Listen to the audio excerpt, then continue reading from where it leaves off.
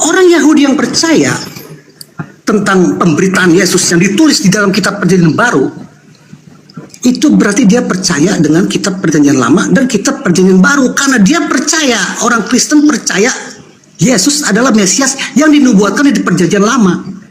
Orang Kristen percaya kalau Sang Ilahi yang menciptakan segala sesuatu di Perjanjian Lama adalah Sang Ilahi yang mengutus Yesus. Orang Kristen percaya Sang Ilahi yang berfirman kepada Musa adalah Sang Ilahi yang mengutus Yesus. Jadi orang Kristen percaya dengan kitab Perjanjian Baru dan kitab Perjanjian Lama. Sedangkan orang Yahudi yang tidak percaya kalau Yesus adalah Mesias yang dinubuatkan di dalam Perjanjian Lama, mereka tidak percaya Perjanjian Baru. Mereka hanya percaya dengan kitab Perjanjian Lama. Itu masalah Yahudi, bukan masalah kami. Karena kami lahir dari akar yang sama. Silakan itu dulu. Oke, baik. Tepuk tangan untuk teman kita, ya. Baik, jadi oleh karena banyak nubuatan-nubuatan di dalam kitab Tanakh terhadap Yesus, maka saudara kita ini mencoba untuk mencuri kitabnya Yahudi, kan gitu ya. Itu pemahaman saya dari penjelasan saudara. Dengarkan saya baik-baik. Perjanjian Lama yang Anda pegang itu adalah sebuah kitab hasil evolusi dari kitab Tanakhnya orang Yahudi. Jadi kitab Tanakh dalam hal ini satu bagian awal yaitu Torah itu diterjemahkan di tahun 270 sebelum Masehi oleh Ptolemy II kepada 72 rabi-rabi yang pada saat itu dikenal dengan multibahasa mereka itu. Jadi dinasti Ptolemy II ini meminta kepada 72 rabi-rabi untuk menerjemahkan Taurat ke dalam bahasa Septuaginta. Ini kemudian dikawinkan dengan kitab Roma, Galatia, Filipi, dan seterusnya. Jadilah Bible atau Biblika yang kemudian Kristen pakai. Mulai dari abad keempat mereka padukan.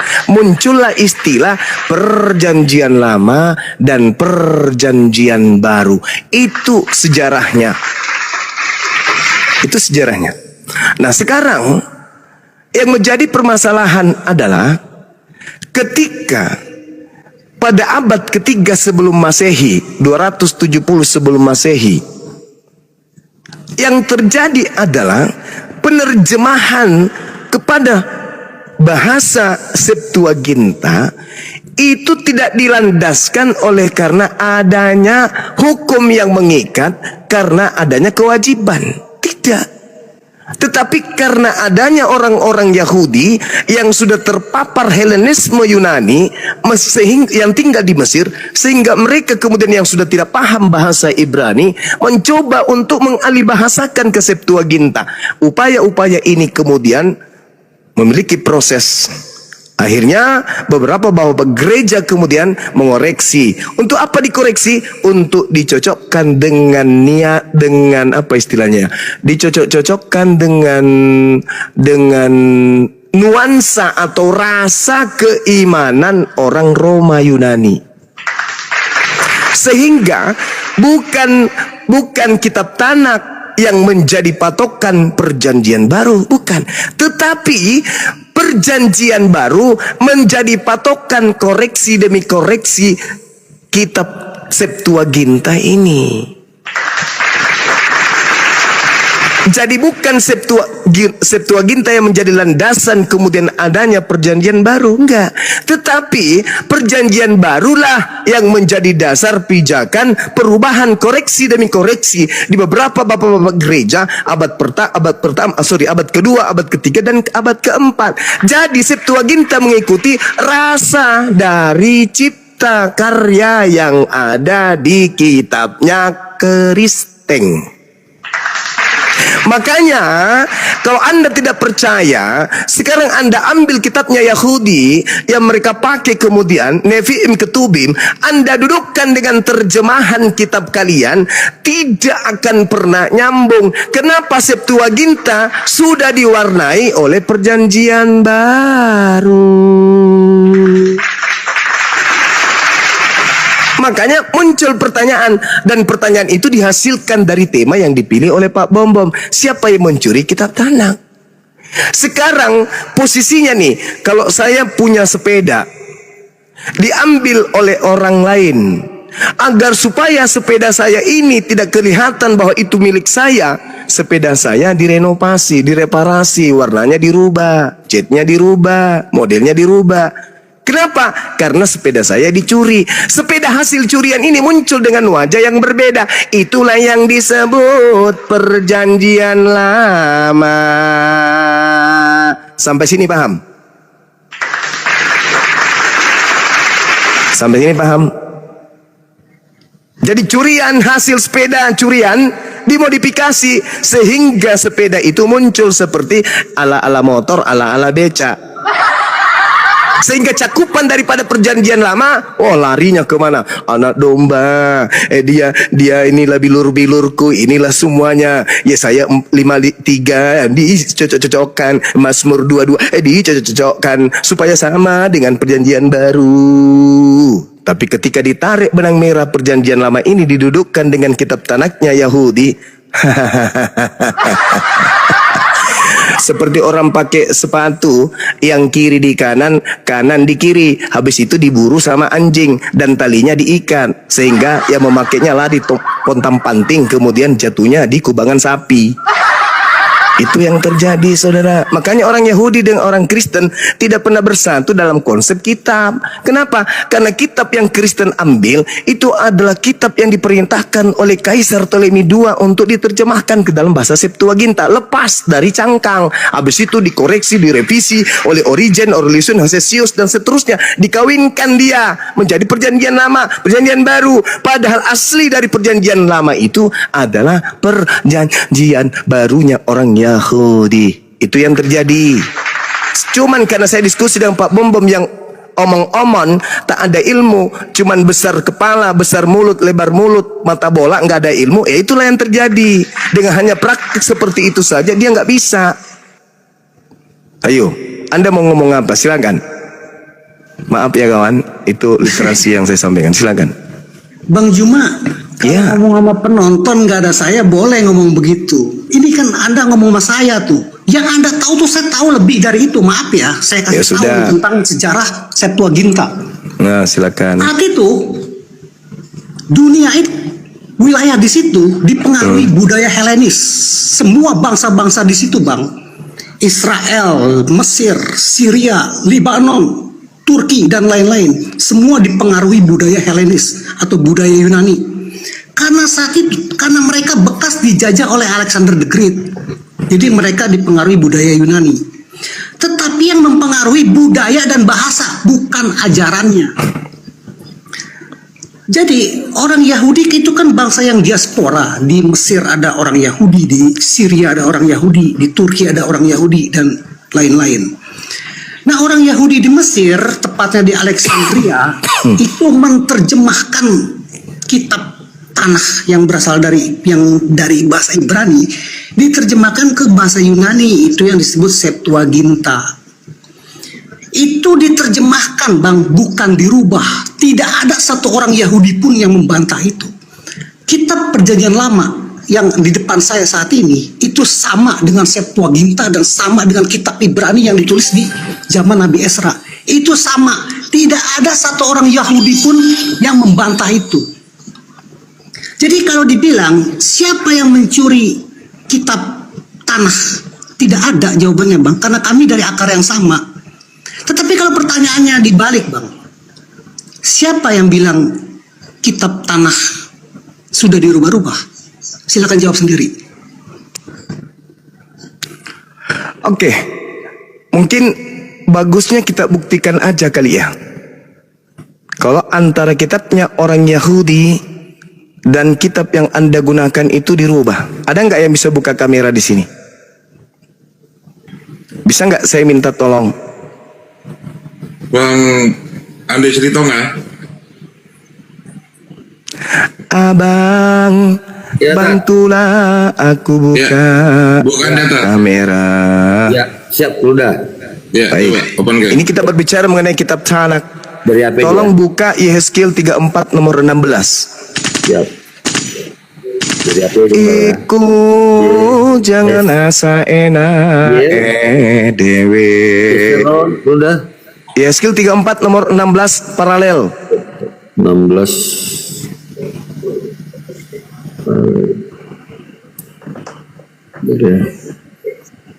Oke. Nah, Dari HP ya Bunda. siap, nggak apa-apa bang, buka aja. Ya. Thank you, masya Allah. Iya, nah coba tunjukkan. Tuh, bagus. Nah, coba lihat. Apa terjemahannya di situ bang? Boleh dibaca bang? Oke Bunda ya. Yang hilang akan Ku cari. Yang tersesat akan akan kubawa pulang. Yang luka akan kubalut. Yang sakit akan kukuatkan. Serta yang gemuk dan yang kuat akan kulindungi. Aku akan menggembalakan mereka sebagaimana harusnya. Oke. Coba lihat di kata akan kulindungi 08045. untuk kulindungi. Tekan. Yang gemuk akan Ya. kulindungi. Oke, Tekan. begitu, Bunda. Ya, Tekan. klik. Klinglung. Apa terjemahannya? Besarin. Perlihatkan kepada mata dunia. Apa di situ? Selamat. Samad. Artinya apa bang? Bahasa Indonesianya. Bahasa Indonesianya. Ke bawah sedikit. Artinya memunahkan. Abang bisa Dipunahkan. membaca kan? Dibesarin bang. Ya. Bisa membaca bang? Apa itu bacanya bang? Dipunahkan, memunahkan. Dipunah. Sama ndak kulindungi dengan kupunahkan? Jauh kontradiksi. Iku jengna saena dewe melaku ngencela wedus. Itu tuh bukti tuh. Anda mengatakan gak dirubah. Tuh. Hancur. Nanti ini loh. Anda mengatakan tidak ada yang berubah. Serta yang gemuk dan yang kuat akan kulindungi, padahal di situ akan kubinasakan, akan kupunahkan. Iku jangan saena dewe caayu. Gak bisa bang, kamu tidak akan pernah bisa menang. Gak akan pernah bisa. Yang hak tetap hak, yang batil pasti batil. Kullil ladina kafaru satughlabuna wa tuhsyaruna ila jahannam wa bi'sal mihad. Kami ini orang sudah dimandikan 7 rupa bunga baru turun perang kayak gini. Bukan asal-asal. Karena tujuan kami bukan menyesatkan, tapi mencerahkan. Ketika kami berdiskusi, yang kami sampaikan dengan metode yang kami punya adalah ilmu, kaidah, pemahaman, pendalaman, menjelaskan, menerangkan, menguraikan, lalu memberikan pilihan. Kami nggak egois. Silakan Anda mau pelajari, mau memahami, mau menerima, atau tetap di dalam tujuan ila jahannam. La ikraha fiddin. Sederhana bukan? Saya belum naikkan kelas ini belum apa-apa, belum bang. Banjir mualaf nih Bunda. Coba bagaimana orang-orang pendeta pastor ini yang bangga-bangga besar perutnya kayak Pak Bom karena di situ katanya yang gemuk kulindungi, ternyata bukan kulindungi. Ahmada, samada artinya apa? Kupunahkan atau kubinasakan, kuhancurkan. Tapi dirubah supaya ya mereka yang sudah banyak makan perpuluhan yang gendut ini tidak merasa akan dihancurkan, tapi dilindungi malah semakin gendut Pak Bom. Padahal itu pembodohan, penipuan. Apa kata Quran? Wa ikhwanuhum yamudunahum fil ghayyi tsumma la yukasirun. Orang kafir itu bersaudara dengan setan sehingga mereka saling membantu menyesatkan manusia untuk durhaka kepada Tuhan. Ini caranya kalian saling membantu untuk supaya manusia itu durhaka kepada Tuhan. Kalian menyembunyikan kebenaran, yang kalian sampaikan kebohongan.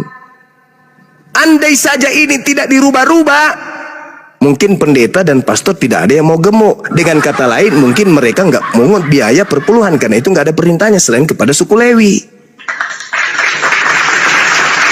Itu loh bang, saudara. Itu seperti itu. Jadi kembali kepada tema, siapa yang mencuri dan merampok dan merubah, ya itulah bukti yang tadi. Silakan. Iku jangan asain. Lanjut. Masih ada orangnya ternyata. Lanjut. Banjir molak, Oke, banjir Anda molak. cuma menunjukkan satu ayat tuh. Saya tahu banyak perbedaan teks, nggak banyak juga sih dibandingkan isi Alkitab. Itu sangat sedikit sekali kalau dibandingkan isi dalam Alkitab. Ada beberapa teks yang berbeda. Karena itu naskah kuno, umurnya 3.000 tahun, 2.000 tahun lebih lah kira-kira begitu saya. Misalnya ada tertulis seperti ini. Ini misalnya ya, Ustadz Tahta ingin membersihkan rumah. Lalu dia pergi ke pasar untuk membeli sapu. Ada tertulis begitu. Tapi karena teks ini umurnya sudah ribuan tahun, huruf U-nya itu bawahnya hilang karena luntur dan garis di sebelahnya juga hilang. Jadi tertulis sapi. Jadi apakah itu Ustadz Tahta ingin membersihkan rumah, lalu dia pergi ke pasar untuk membeli sapi? Ada orang yang menerjemahkan sapi, ada juga yang menerjemahkan sapu. Hanya perbedaan seperti itu, Bang. Dan orang Yahudi tahu itu. Orang Yahudi dan orang Kristen tahu itu. Jadi saya sudah katakan kalau pertanyaannya siapa yang mencuri kitab tanah, tidak ada. Karena kami dari akar yang sama. Orang Yahudi tidak akan ada yang bilang orang Kristen mencuri kitab tanah. Karena kami percaya kitab tanah yang sekarang ada di Yahudi, yang ada sekarang ada di saya. Kami percaya kitab Perjanjian Lama yang sekarang ada di kitab Yahudi dan yang sekarang ada di kitab saya. Tapi kalau pertanyaannya, siapa yang bilang kalau kitab Yahudi, kitab Perjanjian Lama itu sudah dirubah-rubah dan tidak dipercaya? Siapa jawabannya? Bukankah itu Anda? Silakan. Ini Anda mau mengatakan apa lagi? Udah terbukti bukan? Anda ingin mengatakan salah terjemah? Enggak, itu sengaja. Kalau salah terjemah itu terjadinya Nabi Musa sehari setelah menerima wahyu. Itu salah terjemah, bro. Hari ini Nabi Musa menerima wahyu, Nabi Harun kemudian mengalihbahasakan ke bahasa Manado, salah terjemahannya. Ini sudah 2.800 tahun kurang lebih. Jadi nggak bisa diterima logika sehat. Oh, itu cuman kesalahan terjemah, nggak bisa, saudara, nggak bisa. Bukankah di dalam pemahaman saudara, pakar-pakar, ketika kemudian orang Islam ditanya macam Bang Suma, apa hak Anda? Apakah hak Anda menjelaskan Bible kami? Apa otoritas Anda? Anda sekolah di mana? Anda lulusan mana? Apa titel Anda? Kenapa Anda bisa menjelaskan Bible kami? Sementara kami ada ahli. Ahli apa? Ahli pelintir gitu. Ahli yang menyembunyikan kebenaran gitu. Ahli memutarbalikkan kitabnya orang lain gitu. Kalau itu iya, saya angkat tangan, betul ahli memelintir. Itu hebatnya. Makanya ada revisi tahun sekian, dikoreksi terjemahan lama, terjemahan baru. Habis itu TB1, TB2, TBC, nanti TBC ujung-ujungnya. Ini bukan main-main. Ini kita berbicara mengenai kebenaran yang akan menyelamatkan kita nanti di hari kemudian. Jadi bukan ego dalam beragama. Bukan ego lagi. Bukan angku, kesombongan, congkak, pongan terhadap kebenaran. Enggak. Yang kita butuhkan sekarang ini adalah keterbukaan hati kita untuk menerima kebenaran. Siapapun itu yang menyampaikan. Unsur maqala wala tanzur man qala. Lihat apa isi ucapannya. Jangan kau lihat siapa yang berkata. Jangan karena mentang-mentang Bang Suma Islam berkata kebenaran Anda tolak. Tapi Kristen yang berkata meskipun salah Anda terima. Jangan kawan. Oh, ini kan terjemahan kitab saya, salah tidaknya? Jangan. Bahaya itu. Kenapa? Karena hidup kita ini Kalau bukan surga, neraka. Kalau kita salah dalam menapaki kehidupan kita, ya neraka pastinya. Apapun itu ceritanya. Jadi kembali kepada tema kita, hari ini tidak ada satupun orang Kristen yang mampu menunjukkan legalitas. Bagaimana mereka menggunakan kitab Tanakh secara formalitas, berdasarkan dengan tujuan diwahyukannya kitab tersebut, berdasarkan secara histori kepada siapa, untuk siapa firman Tuhan itu diberikan. Hari ini Kristen menggunakan terjemahan-terjemahan yang kemudian sudah memiliki beberapa koreksi dari bapak-bapak gereja Origen, Lucian, dan juga Hesesius, tanpa ada keterangan jelas baik firman Tuhan ataupun rabi-rabi atau nabi-nabi. Tak ada sama sekali. Kristen hanya menggunakan itu demi untuk melancarkan isi perjanjian baru, yaitu mengambil kitabnya orang Yahudi agar melancarkan aksi perjanjian baru, mengambil Yesus sebagai penebus dosa mereka, tidak bersunat, tidak lagi beribadah sabat, kemudian tidak lagi mengharamkan yang diharamkan, dan seterusnya. Hanya itu yang ingin dilegalkan kemudian, sehingga mengambil terjemahan dari kitab agama lain. Kristen seibarat kelompok di luar Islam yang mengambil terjemahan Al-Quran lalu membentuk agama baru. Kristen bagi Yahudi seibarat Al-Quran diambil terjemahannya oleh sekelompok orang, lalu dari terjemahan Al-Quran ini mereka bikin agama di luar daripada Islam. Anda baca Kisah Para Rasul 24 nomor 5. Apa kata orang Yahudi di sana? Paulus ini adalah penyakit sampar yang telah menyesatkan orang-orang Yahudi di seluruh dunia yang beradab, dan dia adalah tokoh dari agama Nasorius Kristen. Dan Anda baca Kisah Para Rasul, Anda baca Kejadian 49 nomor 27, perilaku daripada keturunan Benyamin seperti serigala yang merampas kemudian hasil jajahannya lalu membagi-bagikan kepada bangsa lain. Itulah yang terjadi kepada orang Parisi keturunan daripada Benyamin ini. Mengambil kitabnya orang Yahudi. Apa buktinya? Anda lihat di Ibrani 6, Ibrani 6 bukan tulisan dia. Anda ambil di Kolose 2, Anda ambil di Galatia 2. Galatia 2 nomor 22 sampai seterusnya, Anda baca di situ. Paulus kemudian mengambil hukum Taurat ini untuk dijajakan kemudian kepada orang Yahudi dengan mengatakan di Efesus, dengan matinya Yesus di atas tiang salib, Yesus telah membatalkan hukum Taurat beserta ketetapan segala yang ada di dalamnya. Makanya ketika kemudian dia kembali ke Yerusalem, dia bertobat dari mengajarkan pembatalan hukum Taurat. Baca Kisah Para Rasul nomor 21, nomor 15 sampai nomor 26. Demikian. Apakah masih perlu diperpanjang diskusi ini? Saya rasa sudah jelas, kawan. Berarti saya terus, Bang. Hah?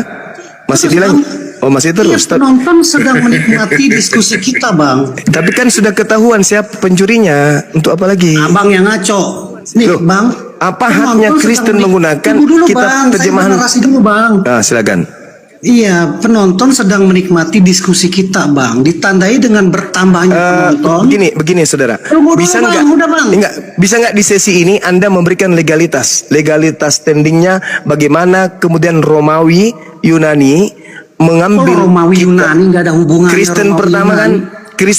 Kristen pertama di luar Yahudi yang menggunakan Septuaginta kan? Ya kan? Orang Yahudi tradisi Yudaism hari ini, para rabi tidak menggunakan Septuaginta kan? Yang menggunakan Septuaginta adalah Romawi. Itu jelas. Nah, legalitasnya Anda jelaskan. Kenapa Roma, Kekaisaran Roma mengambil kitabnya Yahudi dalam bentuk Septuaginta? Itu yang Anda jelaskan. Silakan. Kan tadi saya udah jelaskan, Bang. Saya mesti jelasin ulang maksudnya gimana sih, arah pertanyaannya apa sih yang Nah, Anda bingung sendiri karena nggak ada jawabannya. Ya bukan, saya bingung.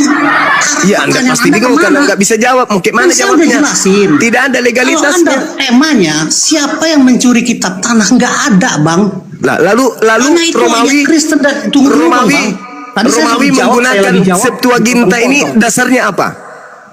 Itu diterjemahkan oleh orang Yahudi. Ya justru karena itu pertanyaan saya. Justru karena itu. Legalitasnya Itu diterjemahkan, agama, bukan sorry. dirubah. Legalitas Romawi, kekaisaran Romawi mengambil Septuaginta ini apa? Ya karena kami percaya. Oh, dengan hanya kitab karena Taurat. percaya sampai Anda mencuri. Bukan mencuri. Loh, Dibilang kami bagaimana berasal dari ceritanya kakak yang tidak sama. mencuri? Karena kitab Tanakh itu hanya untuk Bani Yakub. Iya saat. Kenapa- Tapi kalau ada orang kenapa ada di Katolik? Nih, tunggu saya Kenapa ada di kasih Katolik? tahu logika berpikir Kalau dulu. itu hanya untuk Bani Yakub, kenapa ada di Katolik? Ya kami dari akar yang sama nih Bang, kitab Taurat. Dari mana? Tunggu Dari dulu, mana? tunggu dulu, Dari saya mana? jawab. Dari mana Jadi kemudian dipotong, Romawi kan nggak keturunan bisa. Yakub? Ketika bernarasi jangan dipotong. Enggak, Abang kita kan suka begini. simpulkan Ya, saya aja. tahu, saya Dari ngerti, saya mau mana? jawab. Dari Ya. mana kekaisaran Romawi bisa Dari mana mendapatkan kekaisaran kemudian Romawi? legalitas menemukan dan mengambil kitab Tanakh Ini dalam Kristen bentuk Ortodok Septuaginta? yang mempertahankan Septuaginta tuh Kristen Ortodok, bukan dari Romawi nih. Romawi itu belakangan di abad keempat. Ortodoks, Sebelumnya Ortodoks Romawi kemudian bukan orang kenapa? Kristen. Tahu gak Bang? Ngerti tahu itu Saya gak, Bang? cuman butuh legalitas. Abang kan bilang silakan. gini nih, suka bilang Saya gini. butuh legalitas aja, Kristen, legalitas tunggu aja, dulu, Bang. Abang takut ketahuan bohong sama saya. Membantu Oh enggak, saya. yang Nah, makanya dia yang sebelum saya duduk di kursi jelasin. pesakitan kan Anda, Ya. karena Anda yang menggunakan Bukan nih Septuaginta. Bang, Abang kan suka bilang. Nah sekarang kitab pertanyaan Injil, saya, kitab Perjanjian Baru, apa pesanan orang legalitas Romawi. standingnya Abang kan suka kemudian ngomong gitu Anda kan? menggunakan itu? Itu aja kan? Tunggu dulu. Nih Bang, di Silakan. selama 300 tahun orang Kristen, orang yang percaya kepada Yesus itu dibantai oleh orang Romawi. Salah satunya Polikarpus tuh, dia disuruh menyangkal Yesus di depan kaisar, tapi Polikarpus nggak mau. Ini sudah Dia selisih lebih antara milih Tanakh dibakar dengan hidup. Septuaginta.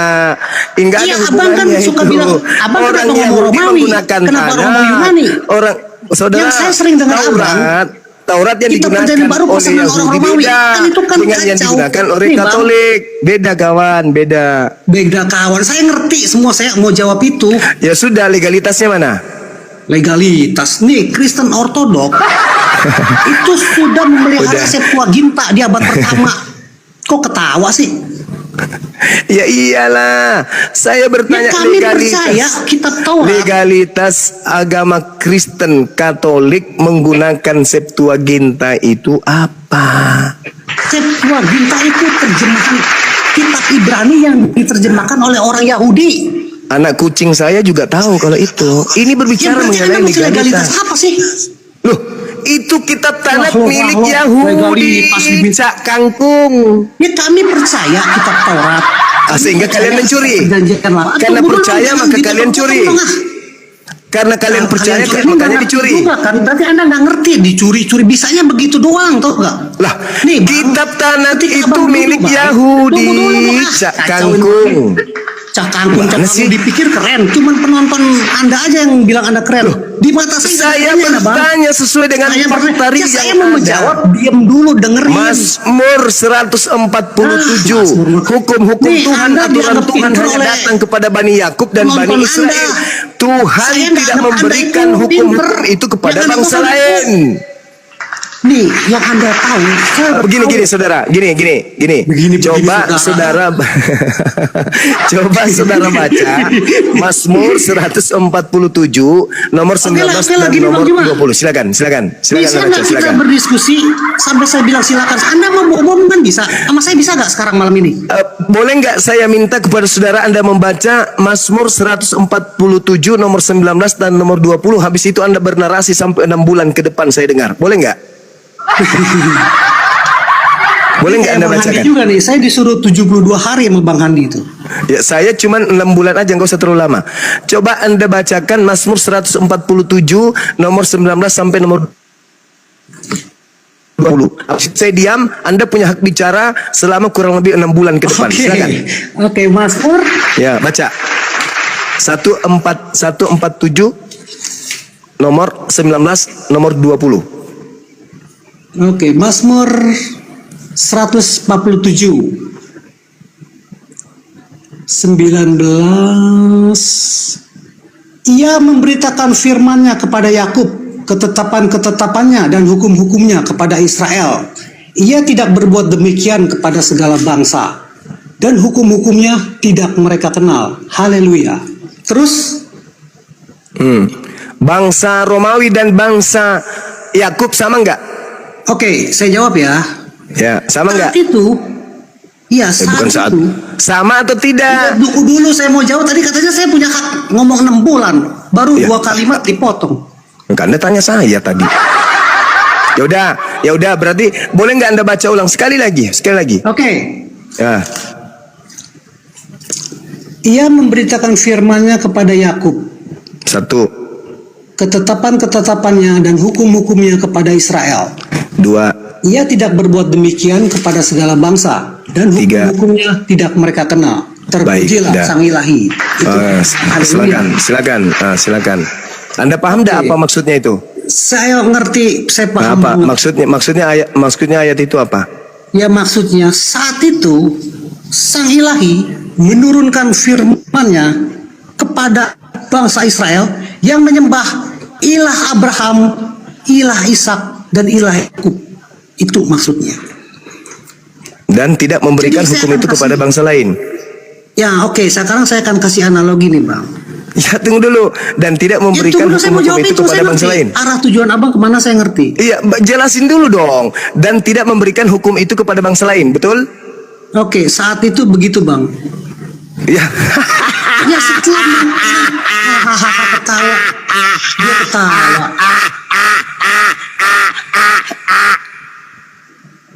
Ya saat itu begitu. Tapi pada akhirnya kan orang Yahudi juga banyak yang memberitakan tentang Yudaism supaya orang lain memeluk agama Yahudi yang disebut proselitism. Ada abang pasti tahu itu. Nah, ketika orang bangsa lain memeluk agama Yahudi, dia harus mematuhi hukum Taurat, gitu bang, mematuhi kitab Perjanjian Lama.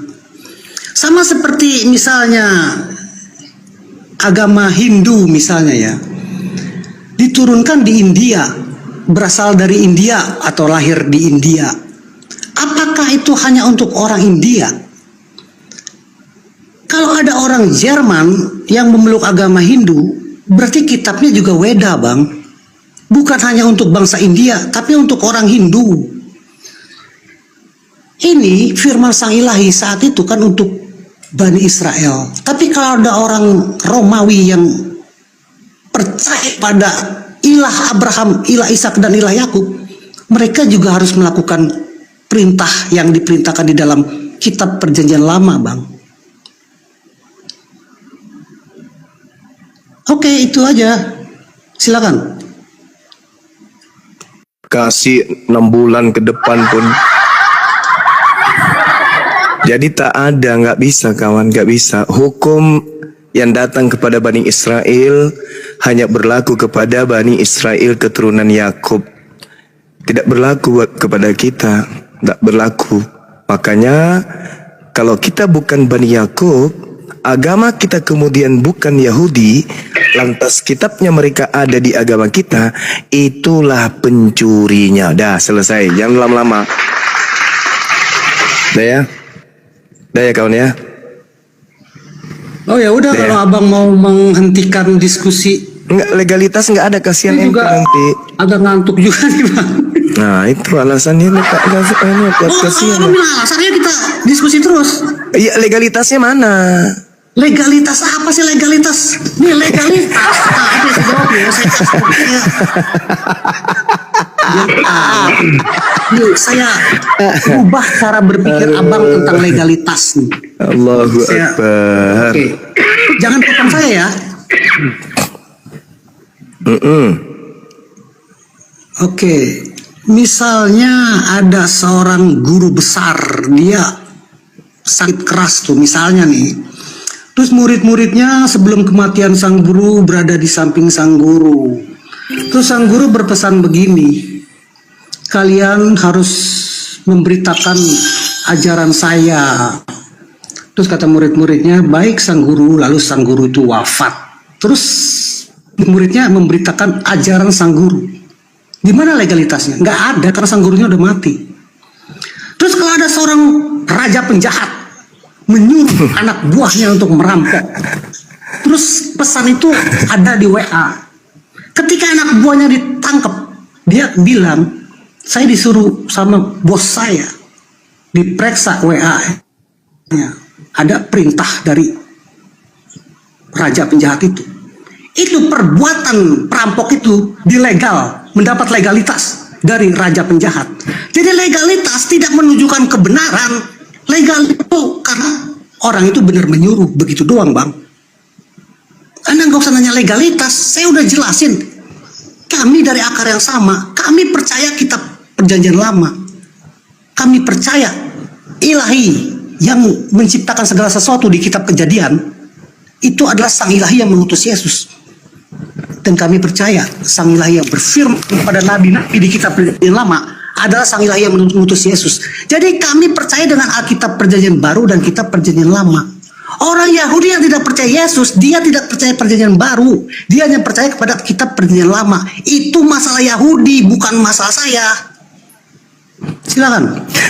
Jadi kalau ada sebuah kerajaan memiliki buku warisan dari leluhurnya, kemudian ada seorang prajurit dalam kerajaan itu mencuri, mengambil kitab itu, boleh tidak dia beralasan saya nggak mencuri karena saya berasal dari kerajaan tersebut? Boleh nggak? Boleh nggak seorang Bugis mengambil barangnya orang karena sesama Bugis? Nggak boleh kan? Apatah lagi ini berbicara mengenai keturunan biologis. Ulangan 33 nomor 4, hukum Torah itu adalah milik hak kepunyaan Yakub. Tak boleh diganggu gugat. Jadi tak ada alasan. Tak ada alasan untuk dijadikan sebagai sandaran. Oh iya, pantas, wajar. Oh, kami ini kan akarnya sama. Loh, jadi kalau akarnya sama, sama-sama orang Makassar boleh mencuri. Karena dia, oh saya kan orang Makassar, saya tidak mencuri. Ini kan barang di Makassar ini, saya ngambil di Makassar. Saya kan orang Makassar juga, ini buktinya. Jadi boleh gitu, ngambil barang orang hanya karena akarnya sama. Ini kita berbicara mengenai siapa pewaris dari Yakub. Itu sedangkan Kristen bukan pewaris. Kristen ini adalah sekte di luar Yahudi, Bani Yakub. Dalilnya di mana? Kisah Para Rasul 24 nomor 5. Paulus ini adalah penyakit sampar yang menyesatkan orang-orang Yahudi di seluruh dunia orang beradab, dan dia adalah tokoh dari agama Kristen. Itu loh. Jadi kalau hari ini Anda menempelkan kitabnya orang Yahudi kepada kitab saudara, bagus kelihatannya. Orang yang tidak paham ilmu akan takjub, oh Kristen ini ternyata dari Yahudi ya. Tapi kalau orang yang paham sejarah, orang yang tahu kebenaran, itu adalah bom waktu. Karena itu bukan milik kepunyaan Katolik, itu bukan milik kepunyaan Protestan, itu bukan milik kepunyaan Advent. Bukan, itu milik kepunyaan hak prerogatif keturunan Yakub. Kecuali Anda ingin mengatakan, begini bang, sebenarnya kalau kitab Tanak ya kami tidak punya hak, itu milik Bani Yakub. Tapi kan terjemahannya sah-sah saja toh kami pakai. Ah itu baru sah-sah saja kan? Ya iya, sah-sah saja Anda pakai terjemahan, karena terjemahan itu bukan firman Tuhan. Itu hanya upaya manusia untuk mengerti firman Tuhan. Itu terjemah. Silakan Anda pakai terjemahannya, tapi itu bukan firman Tuhan. Dan itu hanya diambil dari terjemahan kitabnya agama lain. Apa marwah dan harkat, martabat, harga diri sebuah agama kalau begitu keadaannya? Ternyata agama ini berdiri dari hasil terjemahan kitab agama lain. Apa? Mau petantang-petenteng, kami ini adalah nggak ada yang selamat. Apa pula kau ngomong keselamatan sementara kitabmu hanya terjemahan dari agama orang? Jadikanlah seluruh bangsa menjadi pengikutku. Apa pula kau menjadikan kami sebagai pengikutmu sementara pengikut menggunakan terjemahan dari kitab agama lain? Itu loh bang. Jadi bukan apa ya, bukan. Karena ya gimana ya, Islam itu datang, Al-Quran itu datang untuk meneguhkan, mengukuhkan, menguatkan keberadaan kita. Al-Quran itu mengatakan kullil ladina kafaru satuglabuna wa tuhsyaruna ila jahannam. Orang kafir tetap aja kalah, pasti kalah dalam hal akidah, dalam hal berbicara mengenai keyakinan, kalah pasti. Kenapa? Karena patokan yang mereka pakai itu adalah syahwat, nafsu dunia saja. Sederhana, Bung. Kenapa saya katakan keinginan dunia saja? Lah kitabnya aja coba lihat.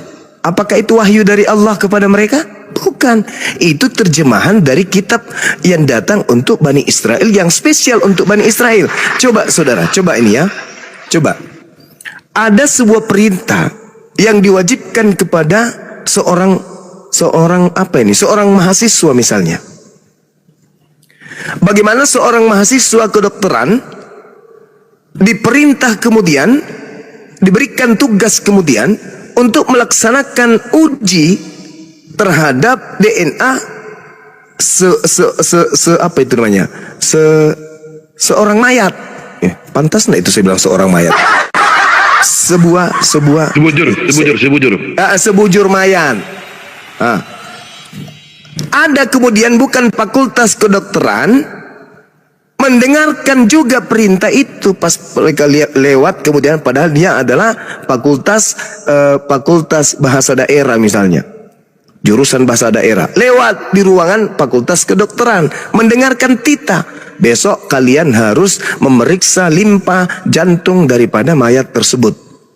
Hasilnya harus kalian catat dan harus kalian praktekkan kemudian bagaimana caranya mengurai komponen-komponen yang ada di dalamnya.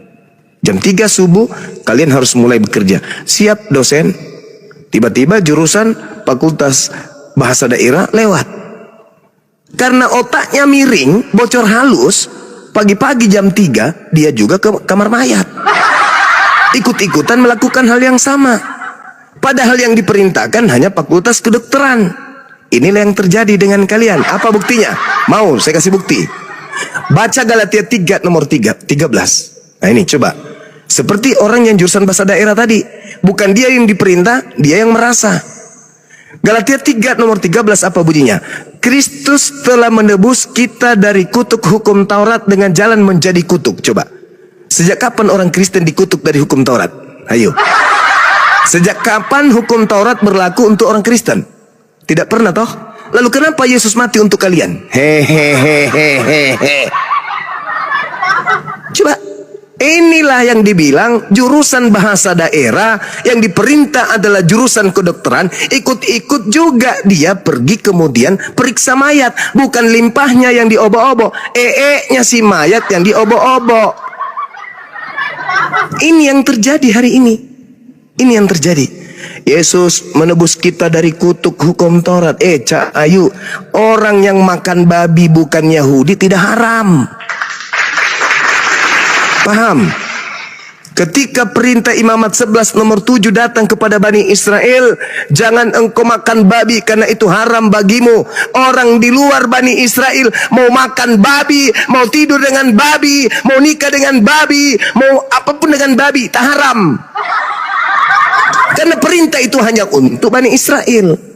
Ketika kemudian orang Roma, orang Katolik, orang Yunani, apapun itu di luar Yahudi makan babi, emang gak ada aturan untuk mereka agar jangan makan babi.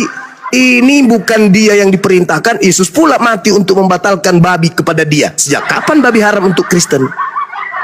Kan lucu. Kenapa Kristen makan babi? Oh sorry ya. Kenapa? Karena di dalam Matius 15 Yesus mengatakan apa yang masuk ke dalam mulut itu tidak menajiskan, tapi yang keluar dari mulut itu yang menajiskan. Emang sejak kapan di luar Yahudi ada aturan yang masuk ke dalam mulutmu itu babi, ini itu jangan kau makan? Kapan? Kan tidak ada perintahnya. Jadi di luar Yahudi kau mau masuk di mulut babi kek, anjing, monyet, sandal jepit, tutup panci, pelek sepeda, nggak ada larangan. Ngadi-ngadi kan? Itulah yang kubilang kawan.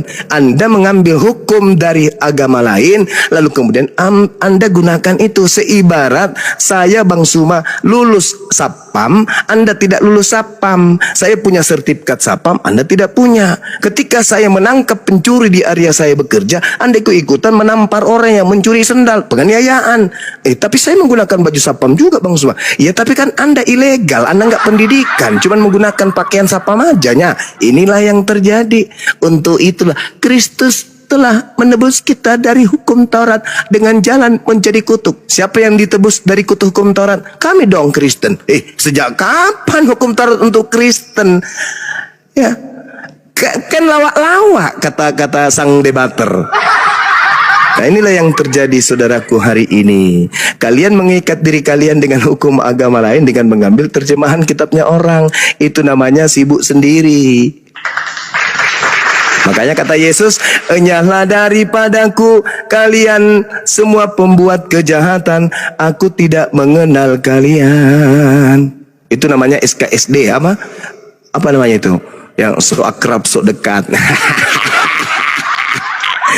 Saya kira begitu saudara, silakan nggak usah lagi dilanjutkan. Aku rasa nggak ada lagi jawaban dan Anda tidak akan mungkin bisa memberikan satu narasi yang bisa meloloskan bahwa kalian mengambil kitabnya agama lain tanpa sah, tanpa ada legalitas dari Tuhannya Yahudi, nabi-nabinya Yahudi, rabi-rabinya Yahudi. Kalian sibuk sendiri, seibarat jurusan bahasa daerah, ikut-ikut kemudian melakukan penyelidikan tentang seorang jenazah. Demikian dari saya. Dah, kita tutup atau gimana? Masih mau ngawur atau gimana kawan?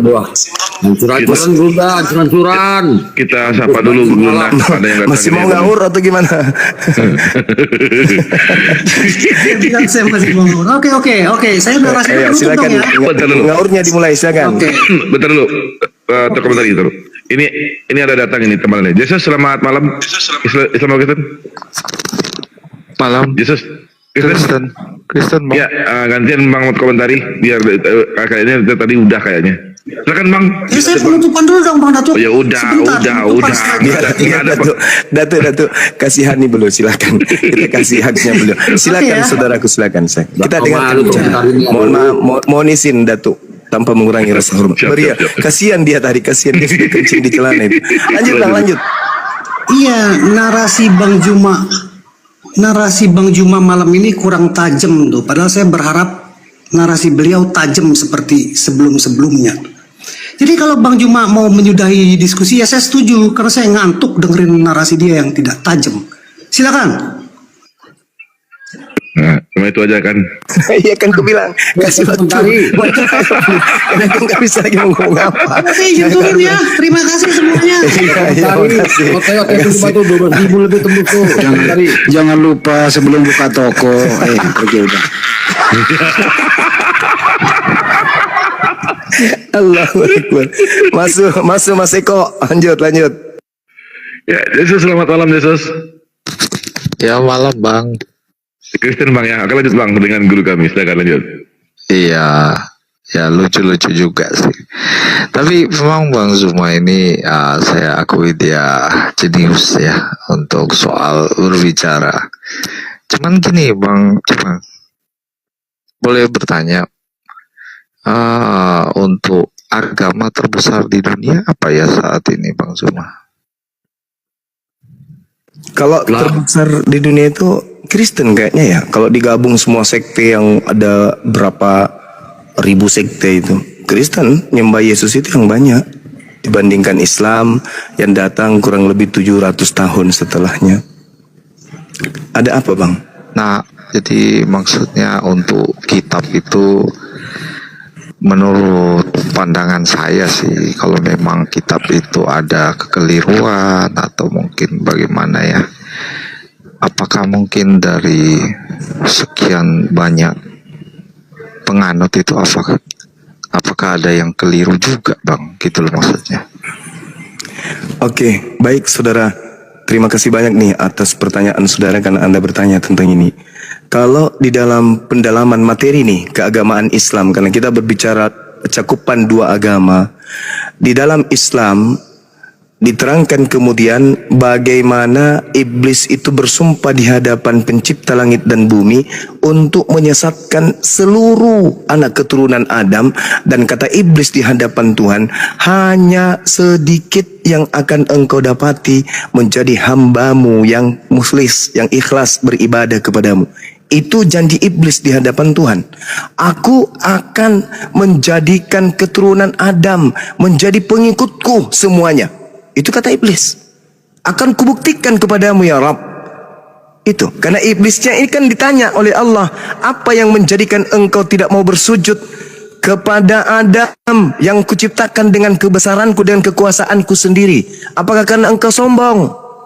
Ketika aku perintahkan sujudlah kalian, maka semua malaikat itu sujud illa iblis. Istakbara wa kana minal kafirin. Ia iblis menyombongkan diri dan termasuk orang kafir. Lalu Allah bertanya, wahai iblis, ma mana'aka an tasjuda lima khalaqtu biyadah? Apa yang menghalangi engkau sujud kepada yang aku ciptakan dengan kekuasaanku? Apakah karena kamu merasa dirimu lebih tinggi? Iblis mengatakan, ana khairum minhu. Aku lebih baik dari Adam. Aku kau cipta dari api, dia dari tanah. Maka Allah mengatakan kepada iblis, kalau begitu alasannya, fakhruj minha, keluarlah kamu dari surga. Wa inna alaika laknati ila yaumiddin, dan aku melaknatmu, aku mengutukmu sampai hari pembalasan. Iblis mendengar itu, iblis mengatakan, Rabbi fa'anzirni ila yaumil yub'atsun. Kalau begitu ya Tuhanku, panjangkan usiaku sampai dibangkitkan kembali, sampai hari kebangkitan maksudnya. Allah menjawab, fa innaka minal mumsarin. Oke, kata Allah, aku tangguhkan, aku panjangkan umurmu sampai kemudian hari kiamat. Nah, lalu kemudian iblis mengatakan, fabi izzatika la uqiyannahum ajmain. Kita sudah sepakat kemudian, demi kemuliaanmu maka aku akan menyesatkan Adam dan seluruh keturunannya, illa ibadaka minhumul mukhlasin, kecuali di antara mereka yaitu hamba-hambamu yang terpilih, mereka yang ikhlas beribadah kepadamu. Jadi kalau Anda mengatakan kemudian banyak Kristen, iblis memang bersumpah akan menyesatkan banyak keturunan Adam. Itu satu, itu dari Al-Quran. Sekarang mari dari ajaran Yesus. Apa kata Yesus? Waspadalah kepada penyesat yang datang kepadamu, yang akan datang kepadamu dengan memakai namaku dan berkata, akulah Kristus. Dia akan menyesatkan banyak orang. Jangan pungkiri itu bang. Itu ucapan Yesus. Dan harus tergenapi. Matius 24 nomor 4 nomor 5. Waspadalah kepada penyesat, sebab banyak orang yang akan datang dengan memakai namaku, Yesus, dan berkata akulah Kristus. Dia akan menyesatkan banyak orang. Jadi kalau hari ini ada Kristus yang dikatakan oleh Yesus akan menyesatkan banyak orang, dan hari ini kita menemukan ada Kristen di mana Kristen adalah pengikut Kristus, maka tergenapi sudah apa yang disampaikan oleh Yesus dalam Matius 24 nomor 4 nomor 5. Kristus itu menyesat banyak orang. Artinya banyak orang ini adalah pengikut Kristus, disingkat Kristen. Maaf nih bang, maaf. Mungkin saya salah, mungkin saya keliru. Tetapi kalaupun saya salah, saya keliru, karena Anda percaya itu ucapan Yesus, tolong tunjukkan pengikut Kristus yang banyak selain Kristen itu mana? Oh kami Kristen bang, kami pengikut Kristus. Oke. Yesus mengatakan akan banyak orang yang disesatkan oleh Kristus. Orang banyak ini disesatkan menjadi pengikutnya. Berarti pengikutnya bernama Kristus, bernama Kristen atau pengikut Kristus. Nah, tapi kalau Anda mengatakan bukan kami loh bang, oke, baik. Demi kedamaian, demi perdamaian kita, persaudaraan, oke, mungkin bukan kalian. Tolong carikan siapa yang menggenapi pengikut Kristus penyesat ini. Di mana itu? Karena kalau Islam pengikut Nabi Muhammad. Nabi Muhammad tidak bergelar Kristus. Hindu, Buddha, itu bukan pengikut Kristus. Satu-satunya kandidat cuman Kristen kan? Kristen sama dengan pengikut Kristus. Yesus menubuatkan datangnya penyesat bergelar Kristus. Nah sekarang endingnya di mana? Matius 7 nomor 22, nomor 23. Pada hari terakhir nanti banyak orang berseru kepadaku, Tuhan, Tuhan, Tuhan, bukankah kami bernubuat pakai namamu, bermujizat pakai namamu, mengusir setan pakai namamu? Pada saat itulah aku Yesus akan berterus terang kepada mereka, enyahlah daripadaku, aku tidak mengenal kalian, kalian semua pembuat kejahatan. Siapa itu? Ya Kristen, lagi-lagi pengikut Kristus. Siapa yang harus kita cari di sini sebagai kandidat yang banyak ini? Karena dia mengatakan dia akan menyesatkan banyak orang. Mana banyak orang yang disesatkan oleh Kristus kalau bukan Kristen? Anggaplah bukan Kristen. Kalau begitu saya kasih waktu 3 tahun ke depan, tunjukkan kepada saya, nanti setelah ketemu sampaikan kepada saya, ini loh Bang Suma pengikut Kristus palsu itu. Tunjukkan mana itu. Kalau tidak ada ternyata, berarti mana yang harus kita katakan? Berarti Yesus ini pembohong. Karena dia mengatakan datang penyesat bergelar Kristus, berkata akulah Kristus. Nah, dan menyesatkan banyak orang. Ternyata tidak ada banyak orang disesatkan oleh yang mengaku Kristus. Berarti Yesus pembohong. Tapi kalau Yesus tidak pembohong, wajib hukumnya ada banyak orang pengikut Kristus. Nah kalau itu bukan Kristen, mana? Mana? Nah ini saya rasa memang berat, kenyataan memang pahit, tapi mau kayak mana lagi, itulah keadaan. Karena kita dibekali akal, maka yang hak tetap harus hak, yang batil harus batil. Katakan yang benar itu benar meskipun pahit. Saya kira begitu dari saya, sahabat-sahabat. Mungkin bisa dilanjutkan oleh guru-guru saya yang lain. Silakan.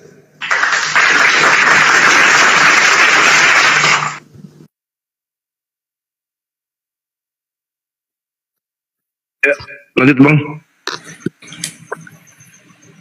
Ya, itu pertanyaan itu sih ya oke lah, kalau pendapat Bang semua kayak gitu nggak apa-apa, itu kan pendapat dia. Terus kalau untuk kitab ini kan menurut Bang semua bahwa kita Kristen ini kan mencuri dari Yahudi, ya nggak apa-apa. Tetapi kan yang kita tahu pastinya kitab yang kita imani ini kan suatu sejarah nyata. Nah kalau mungkin di Bang Zuma sendiri, Al-Quran itu kalau boleh tahu kan pewahyuan ya. Nah itu bisa dikasih bukti dasar atau landasan bahwa itu benar-benar suatu pewahyuan pada saat terjadi di dalam Gua Hiro.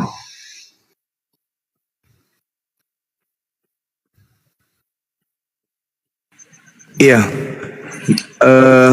Jadi gini saudara, baginda Rasulullah Muhammad sallallahu alaihi wasallam itu hidup di tengah-tengah bangsa jahiliyah, bangsa yang beringas, yang tidak berpendidikan, dikenal di dalam kitabnya Yahudi sebagai bangsa yang tidak dianggap sebagai umat, bangsa yang jahil, yang bodoh, barbar. Makanya Nabi Muhammad datang kemudian melembutkan mereka. Ketika Nabi Muhammad datang, bukan sehari, 2 hari, 3 hari, setahun, bukan. Nabi Muhammad 63 tahun kemudian hidup di tengah-tengah mereka. Selama 22 tahun proses pewahyuan berada di tengah-tengah mereka. Kalau itu bukan pewahyuan, maka sudah pasti Islam tak ada. Tapi karena mereka menjadi saksi seluruhnya, keluarganya, tetangganya, orang sekampung, tetangga kampung, tetangga kota, mereka menjadi saksi akan kenabian dan kerasulan baginda Rasulullah Muhammad sallallahu alaihi wasallam, maka mereka beriman kepada beliau. Itu fakta real. Nah, terkait dengan Al-Quranul Karim, Nabi Muhammad tidak ada literasi, tidak ada kemudian sejarah di luar Islam atau di dalam Islam, di luar dari yang cinta beliau dan di dalam dari yang membenci beliau, yang memberikan riwayat atau mengkisahkan Nabi Muhammad pernah belajar sejarah. Nabi Muhammad pernah pergi ke Yerusalem, belajar kepada orang Romawi, belajar filsafat, belajar tentang mantik, belajar tentang alam, belajar tentang pendidikan, peperangan dan seterusnya. Nabi Muhammad hanya mutar-mutar di Mekah, Madinah, Mekah, Madinah, Mekah, Madinah. Tapi beliau kemudian bisa mengurai isi langit, bisa mengurai isi bumi. Perut bumi kemudian diumbar melalui Al-Quranul Karim. Bahkan orang yang masih ada di dalam perut rahim manusia diuraikan 1400 tahun silam dan baru ditemukan di dekade ini kemudian ilmunya. Kalau ini bukan pewahyuan, lalu apa namanya? Al-Quran mengatakan, wa kadzalika auhayna ilaika ruhan min amrina ma kunta tadri mal kitab walal iman walakin ja'alnahu nuran nahdi bi man nasya'u min ibadina wa innaka latahdi ila siratim mustaqim. Demikianlah aku pencipta langit dan bumi mewahyukan kepadamu wahai Nabi Muhammad ruh berupa Al-Quran dengan perintahku. Sebelumnya engkau tidak mengetahui apakah Al-Quran itu, sebelumnya engkau tidak mengerti apa iman itu, tetapi dengan Al-Quran itu yang adalah cahaya, dengan cahaya itu aku memberi petunjuk kepada siapa yang aku kehendaki di antara manusia. Dan sungguh engkau wahai Nabiku Muhammad benar-benar membimbing manusia kepada jalan yang lurus. 1400 tahun silam kaidah ayat suci ini sudah ada. Coba Anda lihat. Anda lihat bagaimana umat Islam dalam berakidah, dalam beragama, dalam prosesi ibadah. Sebentar lagi bulan suci Ramadan. Sedunia kemudian orang akan sujud tunduk mengadakan bulan suci Ramadan. Sedunia. Dari seorang ummi yang tidak berpendidikan, bukan dari bangsa yang kemudian punya peradaban yang maju seperti Romawi, seperti Yunani, seperti Yahudi, Israel dan seterusnya, bukan. Dari bangsa jahiliyah. Coba. Tak ada yang bisa memungkiri itu. Tapi yang Anda katakan Tuhan, maaf nih, yang Anda katakan Tuhan, di mana Tuhan dalam perspektif orang Indonesia, sang penguasa, sang maha dahsyat, sang maha perkasa, tak mampu menjadikan Yerusalem menjadi Kristen pengikutnya. Menjadi pengikutnya, jangan menjadi Kristen. Karena Kristen ini ditopang oleh kekuatan Kekaisaran Romawi. Cangkangnya, kukunya, kekuasaannya itu sudah separuh bumi pada saat itu kemudian. Sehingga Katolik, Kristen ini cepat kemudian berkembang bukan karena Yesus, tetapi karena Katolik ini ya adalah satu agama kerajaan adikuasa pada saat itu. Sehingga dengan mudah Katolik, Kekaisaran Katolik Imperium Romawi menekan semua negara jajahannya untuk mengikuti kepercayaannya, yaitu Katolik. Yesus mengajarkan tentang Torah, Tanakh, mengajarkan bagaimana kemudian mereka menjalankan perintah-perintah Tuhan. Tapi Yesus gagal. Nabi Muhammad masih kerajaannya sampai hari ini berjaya. Kalau itu cuman karangannya, Fir'aun mengarang, hancur, penguasa, dia menganggap dirinya Tuhan, mati, hancur. Mana pengikutnya? Habis, ludes, dimakan alam. Qarun, orang kaya sedunia, mana hartanya, mana pengikutnya? Hancur, lebur. Nabi Muhammad orang biasa-biasa saja, tapi karena yang dibawa adalah pesan langit, sampai hari kiamat pesan langit itu tidak akan pernah goyah, ditimpa oleh perkembangan zaman dan buyar oleh pergeseran masa demi masa. Itu tak akan mungkin. Jadi apa yang harus kita katakan kepada Nabi Muhammad? Apakah dia orang pintar, orang cerdas? Oh, enggak mungkin. Sekarang ilmu dapat kita terima dari internet, zaman digital, ilmu pengetahuan berkembang dengan pesatnya, sampai orang punya titel S1, S2, S3, S4, S-tontong, S5, profesor, sampai bulu alis, botak dan segalanya untuk berpikir. Tapi meskipun ada hasil risetnya kemudian pasti punya kelemahan. Bukunya pasti punya kelemahan. Pasti ada koreksi mengoreksi. Pasti ada timpali menimpali. Pasti ada sanggah menyangga. Tapi Al-Quran siapa yang mampu sanggah? Ilmu apa yang kita bisa pakai untuk menyangga Al-Quran? Disiplin ilmu seperti apa yang bisa kemudian membuat Al-Quran itu hanyut? Profesor dari mana yang kemudian bisa mematahkan argumentasi Quran? Tak ada.